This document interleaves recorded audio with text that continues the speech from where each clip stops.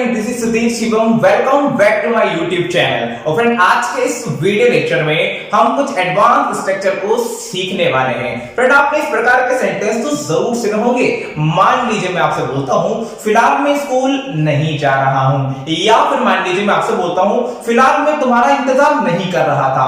तो फ्रेंड, इन दोनों सेंटेंसों में मैंने एक न्यू वर्ड यूज किया और वो था फिलहाल। तो फ्रेंड, फिलहाल सॉन्ग की बात तो नहीं कर रहे हैं, हम फिलहाल वर्ड की बात कर रहे हैं। तो फ्रेंड, इसी फिलहाल को आप अंग्रेजी में लिखेंगे एज फॉर नाउ। जी हां फ्रेंड, यदि आपको कभी भी इस टाइप का वर्ड मिलता है तो वहां पर आप लिखेंगे एज फॉर नाउ को। तो चलिए इसके स्ट्रक्चर को भी हम देख लेते हैं। फ्रेंड, इस प्रकार के सेंटेंस को बनाने के लिए सबसे पहले नंबर पे आपको लिखना होगा एज फॉर नाउ को। उसके बाद जो भी सेंटेंस जिस भी टेंस में होगा आप बनाकर लिख देंगे। तो चलिए एक एग्जांपल को देख लेते हैं।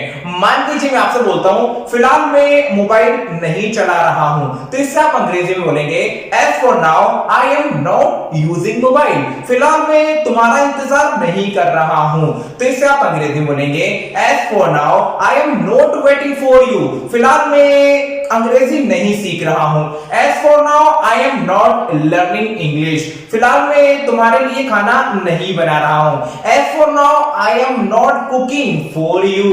फिलहाल मैं इंदौर जा रहा था। As for now I was going to Indore. फिलहाल मैं अंग्रेजी सीखना चाहता हूं क्योंकि अंग्रेजी बहुत ही जरूरी है। As for now I want to learn English because English is very important. तो फ्रेंड, इन सभी सेंटेंसों में मैंने एक वर्ड यूज किया और वो था एज फॉर नाउ।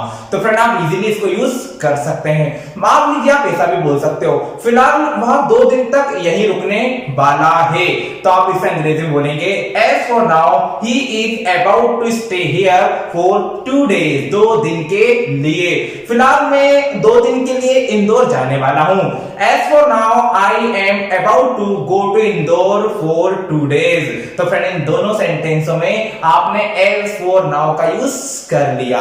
फ्रेंड, इसके अलावा हम एक और स्ट्रक्चर को देखने वाले हैं। फ्रेंड, आपके सामने एक वर्ड लिखा हुआ है फॉर द टाइम बीइंग। और friend, for the time being का मतलब भी फिलहाल ही होता है, लेकिन इसका एक और मीनिंग भी हो सकता है और वो होता है थोड़े समय के लिए या फिर कुछ समय के लिए या फिर फिलहाल के लिए।